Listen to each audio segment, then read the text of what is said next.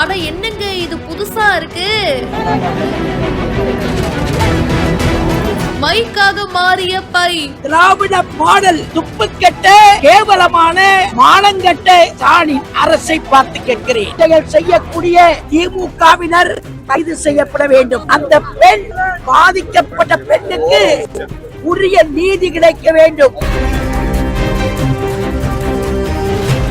அதிமுகவை சேர்ந்த முன்னாள் அமைச்சர் வளர்மதி அவர்கள் இப்போ ரீசெண்டா ஒரு போராட்டத்துல கலந்துக்கிட்டாங்க. அதுக்கப்புறமா செய்தியாளர்கள் கிட்ட பேசும்போது மைக்கா நினைச்சு பைப்ல பேசிட்டு இருக்காங்க. போலீசார் தரப்புல மைக் செட் அமைக்க அனுமதி தர மறுக்கப்பட்டதுனாலதான் அவங்க பைப்பை பிடிச்சு பேசி இருக்காங்க.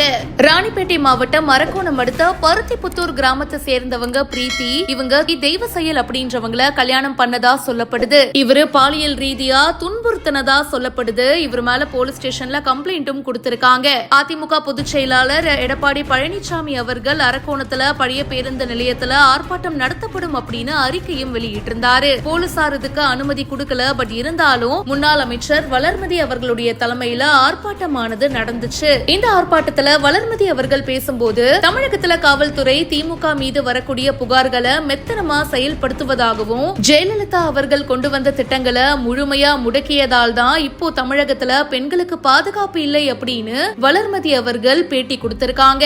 இந்த வீடியோ இப்ப சமூக வலைத்தளங்கள்ல வேகமா பரவிட்டு இருக்கு. இத பத்தி உங்களுடைய கருத்துக்களை கமெண்ட் செக்ஷன்ல சொல்லுங்க. மேலும் பல செய்திகளுக்கு இப்பவே பிஹைண்ட் ரூட்ஸை சப்ஸ்கிரைப் பண்ணுங்க.